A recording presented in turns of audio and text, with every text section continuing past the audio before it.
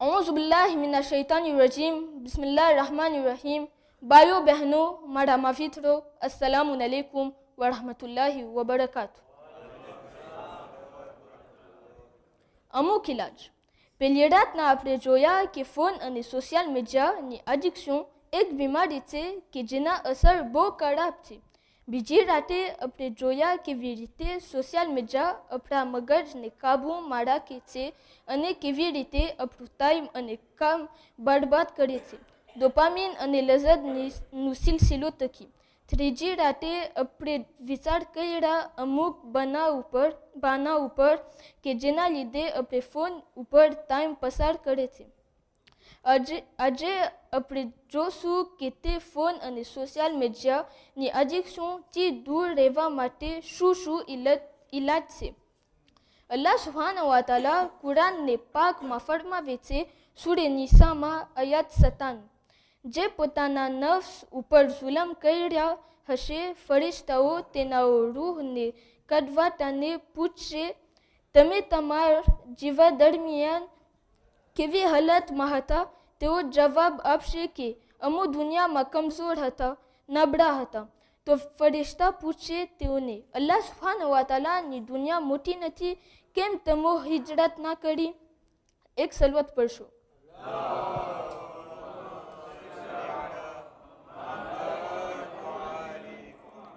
આપણો વિષય ફોન અને réseaux sociaux એડિક્શન છે, પણ તેના સામે આપણે કમજોર છે. કદાચ આપણને પૂછવામાં આવશે, શું અલ્લાહ તમને જાતે જાતની નેમતો અથવા ટેકનોલોજી નથી આપી? તમે બીજા સોલ્યુશન નથી વાપરી શકતા તમારા જરૂરિયાત માટે? જરૂરિયાત જે આપણે ગઈકાલ તેના બારામાં ચર્ચા કર્યા. આપણે ફોનને વાપરે છે ઇલ્મને હાસિલ કરવા માટે, નવીન જાણવા માટે, સિલેરા માટે અને વગેરે. પણ તે હકીકતમાં બહાના છે. તો આજે આપણે જોશું કે ફોન અને réseaux sociaux એડિક્શનથી દૂર રહેવા માટે શું ઇલાજ છે. કેવી રીતે થાય? પહેલી ચીજ કરવાનું, કાગળ ઉપર હરરોજ ના હિસાબ રાખવું. આપણે ઈરાદો કરે કે કેટલું ઓછું ફોનને વાપરવું છે અને કેટલી મિનિટ દિવસમાં એના ઉપર પસાર કરવું છે. દાખલા તરીકે આજે 4 કલાક દિવસમાં ફોન ઉપર પસાર કરું છું, તો ઈરાદો કરું કે 1 મહિના પછી દિવસમાં 1 કલાકથી વધારે નહીં પસાર કરું. એક કાગળ લેવું અને હરરોજના હિસાબ રાખવું અને લખવું. દિવસની તારીખ અને બાજુમાં કેટલી મિનિટ ફોન ઉપર પસાર કર્યો છું. તમે તે ટાઈમ ફોન ઉપર જોઈ શકો છો. તમે દેખાશે તો દેખાવમાં. બીજું, આપણે આપણી આદતને બદલાવીએ. ટોયલેટમાં જવાતાને અને જમવા માટે ટેબલ ઉપર બેસવાતાને ત્યારે ફોનને ના લઈ જાઓ અને શોમાં ફોનને મૂકી દે. ત્રીજું, ઘણા એપ્લિકેશનને સુપ્રીમે કરી નાખવું. Twitter, Instagram, Facebook, TikTok, Snapchat અને વગેરે. જ્યારે તેના ઉપર જવું હોય તો ફોન ઉપર જવા કરતાં ઓર્ડિનેટર ઉપર જાય. આ જરાક મુશ્કેલ છે, પણ અગર મને તે એપ્લિકેશનની જરૂર હોય તો ઓર્ડિનેટર ઉપર જોઈ શકું છું.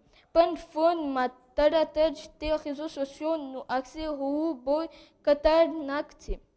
ચોથું, રાતના ખાટલા બાજુમાં ફોનને ના રાખે. તેના બદલેમાં ફોનની જગ્યા એતાજા ઉપર અથવા બ્યુરો ઉપર દૂર રાખે. પાંચમું, ઉઠવા પછી 1 કલાક દરમિયાન ફોનને ના અડે. છઠ્ઠું, સાંજના 2 કલાક સુવા મોર ફોનનું ચાર્જર અને વાઈફાઈ બંધ કરી નાખે.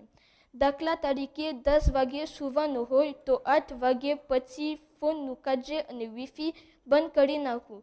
સાતમું, ઘણા રેગ્લાસ તમે કરી શકો છો. પહેલા એક temps d'arrêt તમે રાખી શકો છો, જેમાં તમારા એપ્લિકેશન ડિસએક્ટિવેટ થઈ જાય. દાખલા તરીકે સાંજના 8 વાગ્યાથી સવારના 9 વાગ્યા સુધી બધી એપ્લિકેશન ડિસએક્ટિવેટ હોય. અને તમે એક mot de passe રાખી શકો છો. તમે કોઈને કહો કે એક mot de passe રાખે તમારા બદલીમાં. બીજું, લિમિટ de temps રાખી શકો છો. જે એપ્લિકેશન ઉપર તમને લિમિટ રાખવું હોય, દાખલા તરીકે તમે યુટ્યુબને 1 કલાક દિવસમાં લિમિટ કરી શકો છો. ત્રીજું અને છેલ્લું, તમે તમારા એક્રાનને noir et blanc paramétrer કરી શકો છો. કુલરમાં રાખવા કરતાં noir et blanc તમને ઓછું મન થશે ફોન ઉપર જવા માટે. અને જરૂરિયાતની કામ પણ કરી શકશો. તમારા મેઇલને વાંચી શકશો, મેસેજને વાંચી શકશો, છાપાના આર્ટિકલ વાંચી શકશો અને વગેરે. આ 7 ચીજને કરશું અને આપણે ધ્યાન રાખશું તો આપણે ના કપચીનું કામમાં ફોનને નહીં વાપરે અને જેટલા ખરાબ અસર છે તેનાથી મહેફૂઝ રહેશું. કાલે આપણે એક નુકસાન ઉપર પાછા આવશું અને બહાર દેશું. ફરીવાર યાદી માટે આપણે કીધું કે ફોન આપણું ધ્યાનને ઓછું કરે છે.